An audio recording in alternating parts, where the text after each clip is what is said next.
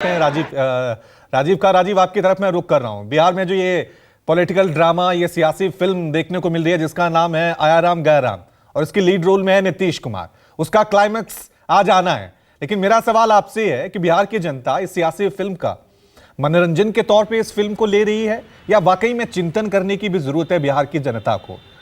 क्योंकि बिहार की सियासत जो है वो सबसे निचले स्तर पे पहुंच गई। अवसरवादिता की बात करें, स्वार्थ की बात करें, सत्ता की बात करें, इन सब के बीच लालू प्रसाद यादव आरजेडी की तरफ से कोई बड़ा खेला हो सकता है? राजीव, आपका विश्लेषण।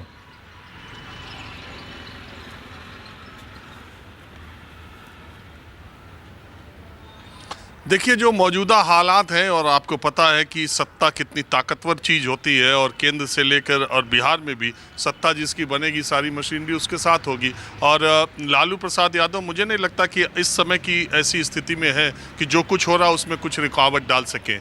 लेकिन आपको पता है कि न्यूज़ 24 ने पहले से ही, करीब 2 दिन पहले से, परसों शाम से ही ये खबर देनी शुरू कर दी थी हमारे साथी संवाददाता सौरभ और अमिताभ ने कि आज 4 बजे शपथ ग्रहण समारोह होगा और उसमें बीजेपी के अध्यक्ष आएंगे। ठीक वैसे ही सब कुछ हो रहा है। देखिए, ये जो एक्शन आप देख रहे हैं, इसकी स्क्रिप्ट पहले ही लिखी जा चुकी है और नीतीश कुमार ने ये फैसला पहले ही कर लिया है। अब वो एक शेर है ना कि उसे पता था कि उसकी दलीलों में दम नहीं है, पर उसे मुबाहिसों का शौक भी कम नहीं है। मतलब ये कि दलील आप कुछ भी दे दें, लेकिन बहस होती रहेगी।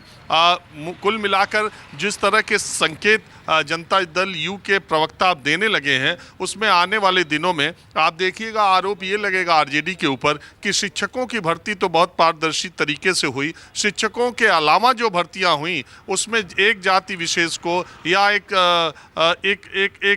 गैंग विशेष के लोगों को ज़्यादा तवज्जो दी गई, जिससे सुशासन बाबू नाराज हो गए। और इसमें कुछ खास वर्ग को तवज्जो मिल रही थी, जिससे सुशासन बाबू को लगा कि ये बिहार की जनता के साथ न्याय नहीं हो रहा है। ऐसा जैसे कि उनको पहले के लालू राज के बारे में पता नहीं था। 1990 से लेकर 2005 तक वो इसी जद्दोजहद में रहे कि लालू प्रसाद यादव के तथाकथित जंगल राज को खत्म करके वो यहाँ पर सुशासन लाएंगे। इसके बावजूद 2 बार उन्होंने उन्हीं लालू यादव, उनके परिवार के लोगों के साथ हाथ मिलाया, उनके बेटों को उप मुख्यमंत्री और कैबिनेट मंत्री बनाया। लेकिन अब उम्र के इस पड़ाव पर और राजनीति के इस मुकाम पर पहुँचने के बाद आज उनको पता चला कि लालू प्रसाद यादव, उनके परिवार और आरजेडी में कितनी दिक्कतें हैं, और ये सारे तर्क दिए जाएंगे। जेडीयू के प्रवक्ता इसके लिए तैयार भी हैं और उसी हिसाब से वो गढ़ देंगे।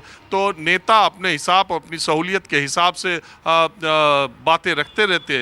ये एक पक्ष है। दूसरा पक्ष ये है कि आज बिहार की जो जनादेश था 2020 का, उसका दोबारा आदर हो रहा है। एक तर्क ये भी दिया जा सकता है क्योंकि 2020 के विधानसभा चुनाव में नीतीश कुमार मुख्यमंत्री का चेहरा थे और जनता दल यूनाइटेड और बीजेपी में चुनाव पूर्व गठबंधन था, और उसके बाद वो जीते। उनकी पार्टी छोटी थी। बड़ा दिल दिखाते हुए नीतीश कुमार का नाम चूंकि पहले ही मुख्यमंत्री पद के तौर पर सामने रखा था, बड़ा दिल दिखाते हुए, बड़ी पार्टी होते हुए महाराष्ट्र के उलट उन्होंने नीतीश कुमार के कद को और उनकी छवि को, उनकी प्रतिष्ठा को देखते हुए उन्हें फिर से मुख्यमंत्री बनाने का काम किया। लेकिन नीतीश कुमार अपनी आदत और अपनी फितरत के मुताबिक वो फिर भी वहाँ कुछ देर के बाद ही उन्हें लगा कि सामाजिक न्याय बड़ा मुद्दा है। अब इसके लिए सामाजिक न्याय के पुरोधा लालू यादव के साथ चलना चाहिए, और इसलिए वो उधर चले गए। नीतीश कुमार अगले विधानसभा चुनाव में किधर होंगे शायद इंद्र को भी ना पता हो,